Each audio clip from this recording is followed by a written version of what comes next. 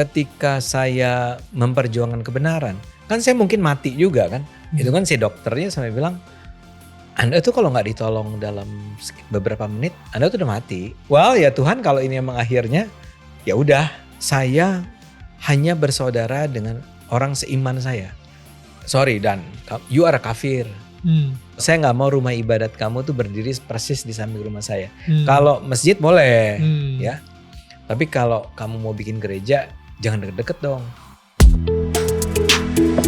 Hai, ini gua Daniel, tetangga kamu. Di sini gua akan ngobrol dengan tetangga gua tentang perjalanan hidup mereka dari kacamata spiritual di saat mereka mengalami situasi tidak pasti dan kekhawatiran, sampai bisa kembali bangkit menjadi orang yang lebih kuat dari sebelumnya. It's gonna be very exclusive and inspiring. Hai para tetangga-tetangga. Well, kalau misalnya kalian ada pertanyaan untuk para tetangga kita di sini, seperti tetangga kita hari ini, Ade Armando, please tanya aja, tapi kalian harus menggunakan hashtag tanya tetangga Daniel ya, dan tulis di kolom komentar. Dan buat kalian para tetangga gue di sini yang ingin memberikan supportnya, selain membeli official merchandise kita, kalian juga bisa melakukan yang namanya super thanks ya. Tinggal diklik aja yang di bawah situ, atau mungkin kalian bisa klik tombol subscribe. Thank you so much for your support always guys. Kita kembali lagi ke Mas Ade. Mas Ade, gue jadi ngerasa ya bahwa kayak Mas Ade, contoh sekolah, ketika sekolah itu minta sumbangan, Mas Ade sendiri ngerasa, nih gue kasih nih receh, gitu receh. kan. Jadi kayak makan nih receh, nih lu minta sumbangan, nih sumbangan, ya kan. betul iya sekali, kan? ya. In a way, kayak Mas Ade itu melihat sekolah itu bukan sesuatu yang berkuasa. Kalau gue waktu kecil, ya kita ngelihat, of course, sekolah itu adalah sebuah organisasi yang sangat berkuasa banget atas hidup gue. Jadi ujian harus benar, guru itu udah kayak, wah gue harus menghormati abis gitu. Mereka udah kayak dewanya, udah kayak Tuhannya gitu. Dan lembaga ini yang menentukan masa depan gue gitu misalnya. Tapi buat Mas Ade, no, they're not. Dan abis itu ketika ABRI masuk saat itu kan, TNI masuk, dan habis itu sampai bahkan udah dibayonetin, diancem, malah Mas Ade malah ngebentak balik lagi. Again, gue ngelihatnya bahwa wow, TNI sendiri atau ABRI sendiri di mata Mas Ade, again sebuah lembaga yang tidak bisa berkuasa atas seorang Mas Ade. Dan begitu juga Pak Presiden Soeharto saat itu, yang menurut Mas Ade sendiri sampai bilang turunkan Soeharto, itu bukan sebuah simbol negara yang bisa berkuasa atas seorang Mas Ade juga. Jadi that is again, ini bukan orang Indonesia rata-rata, dimana kalau misalnya saya ngerasa saya adalah orang Indonesia rata-rata. Saya akan sangat menghormati apa yang mereka bilang, iya, oke, yes and amen gitu. Jadi itu yang mungkin membuat sebuah perspektif bahwa kalau misalnya saya ngelihat kebenaran, saya ngelihat sebuah keborokan dalam negara yang saya cintai ini, siapapun yang menyebabkan keborokan tersebut akan gue sikat gitu.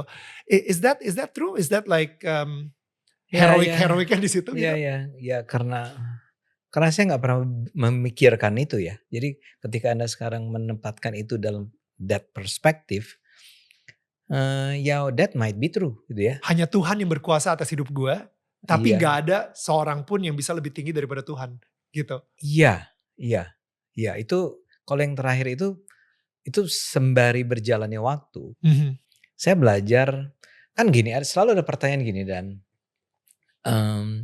mungkin gak Tuhan gak ada, ya, right?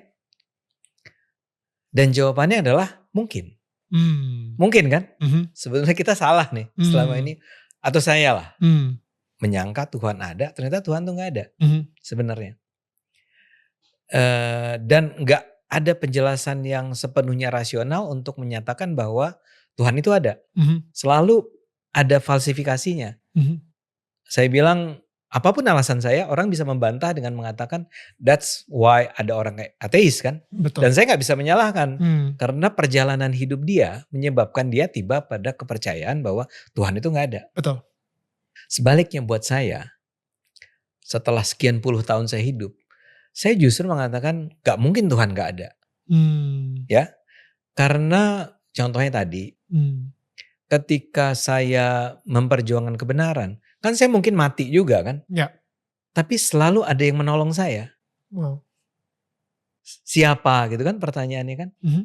Siapa yang sebetulnya membackup saya?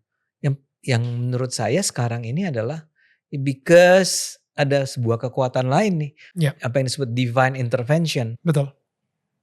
Saya nggak bilang semua orang mengalami itu. Saya mau bilang saya pribadi, saya me myself. Ya. Pengalaman hidup saya menunjukkan bahwa ada sebuah kekuatan yang lo nggak bisa jelasin secara rasional. Ya. Kenapa bisa begitu kayak tadi tuh? Ya. Bayonet ada di sini. Ya. Dia tinggal ngegeret Betul. sedikit aja. Hmm. Itu di sini dan. Iya. Ya. Gila sih.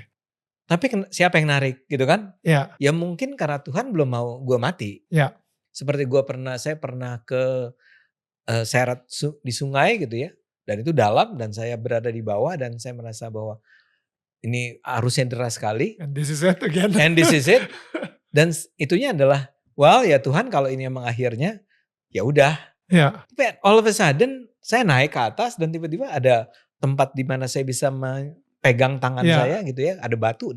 Selesai, selamat. Wow. So, dan terakhir juga ketika saya dikeroyok saya nggak tahu bos Anda manajer Anda cerita nggak bahwa saya pernah dikeroyok? Saya tahu soal itu. Itu kan si dokternya sampai bilang, Anda tuh kalau nggak ditolong dalam beberapa menit, Anda tuh udah mati. Sampai separah itu ya dikeroyoknya? Oh separah itu. Yang saya sendiri baru tahu karena dokter itu bilang. Wow. Tapi kenapa enggak gitu loh. Kenapa saya justru enggak lewat dan balik. Nah sekarang kembali ke tadi itu. Saya merasa bahwa saya enggak tahu orang yang pertama kali atau buku apa yang pertama kali mengajarkan saya tentang sedikit. Soal tadi tentang sekolah misalnya ya. Saya tuh berantem jadi di SD, di SMP, di SMA, berantem dalam artian ngelawan sistem, ngelawan guru, ngelawan segala macam. Ya. Tapi yang menyelamatkan saya barangkali di luar soal Tuhan tadi ya. Because guru pun respect me gitu loh. Why? Saya selalu jadi anak baik sebetulnya, anak yang belajar, saya bersahabat dengan banyak orang. Saya nggak pernah, kayak saya bilang tadi, nggak pernah milih-milih. Saya cuma mau main sama orang kaya, saya main juga dengan siapapun. Semuanya. Dan saya sekolah negeri selalu ya. Jadi emang bukan sekolah mahal. Dan saya sopan sama guru tuh sopan pada dasarnya. Nah sikap saya itu membuat barangkali guru tuh kalaupun saya kayak tadi itu. Pasti ada guru yang bilang, ya si adik sih biarin aja lah. Saya duga ya. Dan sampai sekarang juga begitu. Maksudnya gak di DO dari sekolah gitu? Gak mungkin lah, kan bisa kan Anda membayangkan, kan kalau si guru marah, dia mungkin gak melakukan itu. Mungkin aja. Jadi saya belajar juga tentang bagaimana harus membangun kepercayaan orang terhadap saya. So, tapi kembali ke inti pertanyaan Anda, ya tadi saya merasa bahwa antara lain kenapa sekarang misalnya saya selalu merasa harus memperjuangkan mereka yang dizalimi, yang ditindas segala macam. Hidup saya itu penuh berkat loh. Maksudnya gini, Anda sekolah swasta kali ya. Saya tuh negeri dari ujung ke ujung. SD negeri, SMP negeri, SMA negeri, masuk UI, kuliah tuh dibiayai beasiswa oleh World Bank yang adalah uang kita. Wow. Balik ke Indonesia ambil S3 negeri lagi. Wow. Apa yang penting dari cerita itu? Seumur hidup saya, sekolah saya itu dibiayai rakyat. Betul-betul dibiayai rakyat. Dan orang sering lupa loh. Kalau lo masuk UI, you have to remember.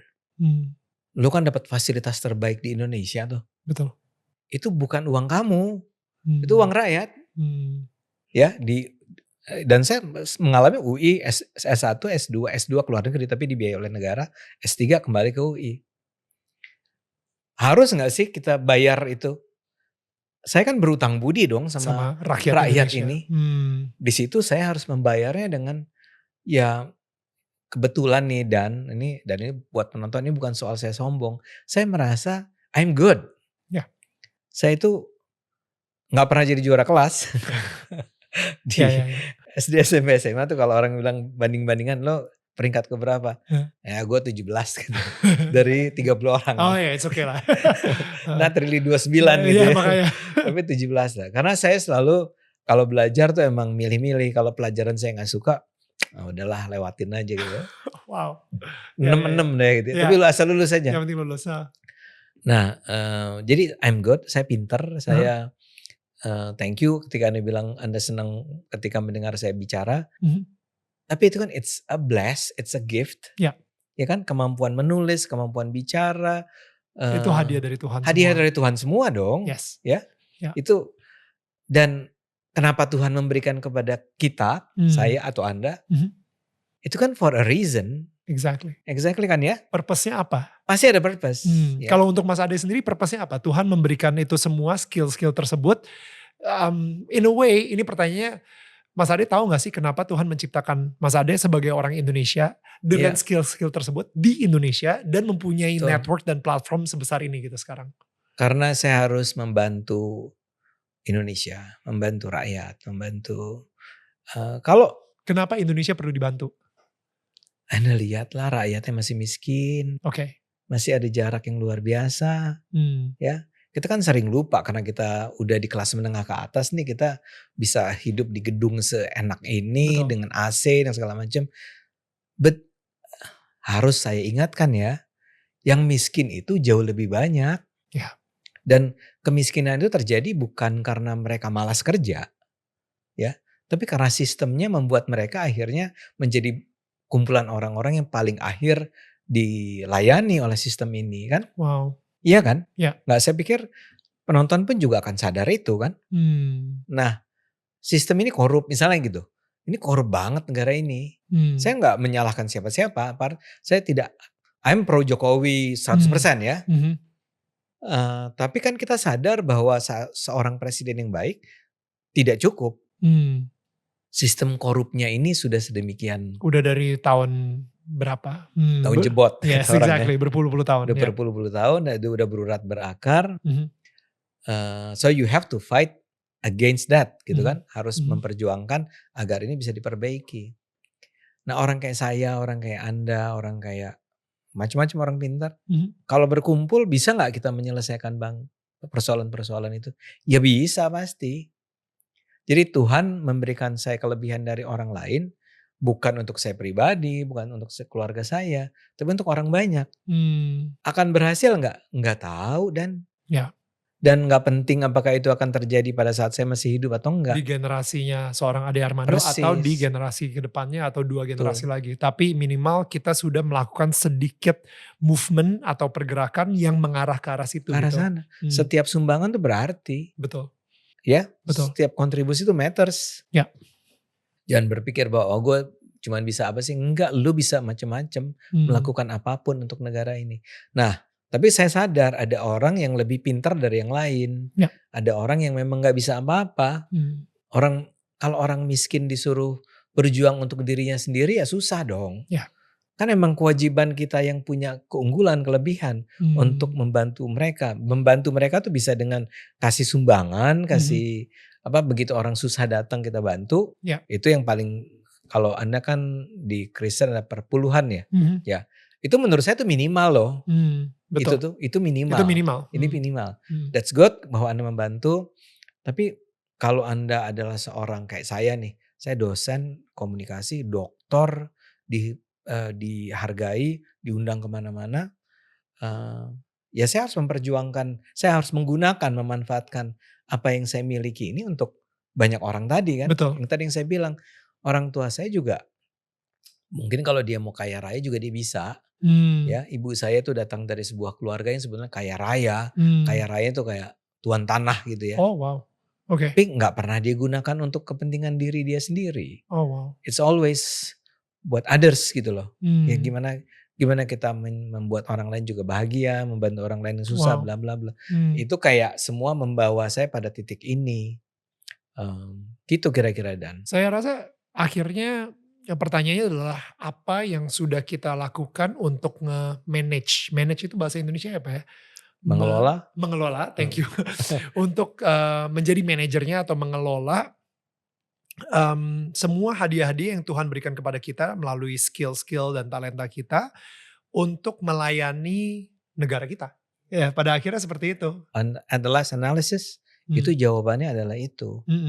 Sayangnya kan jawaban semacam ini kan akan dianggap terlalu idealis oleh orang. Exactly, karena kebanyakan orang justru bagaimana caranya mengelola atau menggunakan apa yang Tuhan berikan, skill-skill yang Tuhan berikan kepada kita to abuse and get more gitu. Yeah. Bukan melayani, tapi Yeah. untuk mengambil sebanyak Yeah. mungkin supaya kita mendapatkan kuasa dan kekayaan yang lebih lagi gitu kan. Persis. Dan saya rasa itu antara lain efek dari proses pendidikan kita, ya. Apa yang kita tonton gitu ya. Show-show yang muncul di, apa namanya istilahnya apa? Sinetron dan itu gaya hidup apa? Flexing ya. Oh, flexing. Nah, flexing kan? Iya kan? Iya, di sosial media. Di sosial media. Dan kebetulan saya kan belajar ilmu sosial dan ilmu komunikasi kan. Saya selalu mengatakan, saya nggak punya masalah kamu menjadi kaya raya. Tapi kamu menjadi kaya raya tapi tetap care sama orang. Kalaupun kamu nggak bisa betul-betul, misalnya kan ada orang yang betul-betul udah dia kaya, dia bikin perusahaan dan perusahaan menyerap tenaga kerja dan para pekerja yang dibayar dengan gaji yang sangat manusiawi gitu ya. Kamu nggak berada di sehebat itu nggak apa-apa gitu ya. Tapi at least kamu care dong sama orang kecil. Betul. Ya. Dan kita udah punya mekanisme, apakah kalau di Islam ada zakatnya, Anda ada perpuluhannya, dan ada pajaknya gitu ya. Dan jangan ribut dong kalau pajak dinaikin hanya untuk atau marah karena subsidi bensin dulu dikurangin. Yang paling marah masa kelas menengah ke atas kan? It doesn't make sense. Poin saya kembali ke tadi. Kita harus memandang orang-orang di sebangsa ini sebagai saudara kita. Dan itu yang tidak diajarkan di sekolah-sekolah. Betul. Kita diajarin si Bhinneka Tunggal Ika gitu ya. Persatuan PMP. Tapi gak dari kecil kita diajarin, ini saudara loh. Ya. Dulu tuh ada orang namanya Benedict Anderson. Oke. Terus dia bilang, sebuah nation itu adalah sebuah imagined communities. Ya. Bukunya terkenal sekali tuh. Imagined community. Maksud dia begini. Saya sama Anda itu gak punya hubungan darah apapun. Tapi kenapa saya menganggap Anda itu sebangsa dengan saya? Karena imajinasi kita mengenai siapa kita. Orang Manado dan orang Jawa Tengah dan orang Sumatera Barat dan orang Papua. It's a nation. It becomes a komunitas yang kita imajinasikan. Kita imajinasikan. Otak kita. Ya. Gak usah ada kesamaan iman. Gak usah ada kesamaan darah atau apapun, kultur. Beda bahkan kulturnya, bahasanya aja lain. Betul. But still we are one nation. Tapi menurut saya itu penting bagi kita untuk bertahan sebagai sebuah bangsa. Mana ada sih sebuah negara yang sekaya kita sebetulnya? Gak ada satupun. Betul. Even Amerika tuh kalah sama kita. Ya. Kita dalam hal apa maksudnya? Kalah dalam keberagaman dan kita tetap menganggap diri kita satu nation. Right. Maksud saya gini. If you are a Singaporean itu gampang. Memang ada Melayu, ada Chinese, ada India. Tiga itu berantem lagi. Segregated banget. Segregated. Melayu juga, Malaysia juga gitu kan. Betul. Tapi if you are a Filipino atau kamu Thailand, ya kurang lebih ya Thailand satu gitu kan. Nggak susah, nggak usah pakai berantem. Kayak Korea Selatan, kenapa dia bisa semaju itu? Menurut saya salah satu kontribusinya karena dia satu. Betul. Kita berantem mulu nih soal ini sekarang. Yang itu yang saya bilang, kita harus kembali nih ke imagine community itu sejak kecil. Karena jangan sampai ada orang yang menganggap bahwa saya hanya bersaudara dengan orang seiman saya. Ya, itu kan ada ya gerakan-gerakan semacam itu. Sorry Dan, you are a kafir. Kamu temen sih, tapi saya ingat bahwa kamu tuh beda agama loh sama saya. So at the end, kamu tetap bukan saudara saya. Saya menghargai kamu, saya bekerja sama dengan kamu, saya mungkin duduk bareng kamu, mengerjakan proyek bareng. Tetap di mata gue dan di hati gue, lo adalah seorang kafir. Gitu. Persis. Oh, saya nggak mau rumah ibadat kamu tuh berdiri persis di samping rumah saya. Kalau masjid boleh, ya. Tapi kalau kamu mau bikin gereja, jangan deket-deket dong. Cari aja tempat di mana kamu mayoritas gitu misalnya. Itu buat saya bahaya banget. Kenapa bahaya? Memecah. Hmm. Kalau saya memecah dalam arti gini, kalau saya tidak pernah menganggap kamu sebagai saudara, saya tidak ingin kamu tuh sejahtera juga seperti saya. Sharing tuh kan yang terbesar tuh adalah yang paling kuat rasa ingin berbagi itu adalah kepada saudara kan. Betul. Misalnya bikin perusahaan, ketika saya harus memutuskan saya hire siapa. Saya akan membedakan tuh, oh ini orang Kristen, oh ini orang Islam. Kalau saya orang Kristen, yang orang Kristennya saya akan berikan terlepas dari ininya ya, achievement dia apa. Tapi ya karena dia saudara, saya akan lebih care sama dia. Kalau yang ini nggak usah, karena dia, I do care tentang orang ini, tapi dia orang Islam gitu ya. Dan itu akan terjadi terus. Dan saya sudah bicara dengan banyak orang yang mengatakan, at the end ujung-ujungnya so sad. Dan so sad dan merusak kehidupan kita, merusak ekonomi kita. The community yang tadi dibuild itu juga yang dibuild itu rusak. Udah udah nggak ada lagi namanya Indonesia. The one, dia satu. Akan Indonesia itu ada one-nya gitu, ONE-nya gitu. Oh iya. That one itu hilang. Udah bukan one lagi gitu. Indonesia itu sebetulnya pemerintahnya yaitu Soeharto, it's anti-Islam. Kenapa mereka sampai merasa saya menghina agama Islam yang adalah agama saya? Jadi musuh saya, tanda petik, para pemuka agama yang mengotori cara berpikir rakyat Indonesia, jawabannya cuma satu. Karena mereka takut kehilangan power. Dan kenapa Mas Ade tetap mau memperjuangkan Indonesia, di mana sepertinya Indonesia tidak lagi mencintai Mas Ade?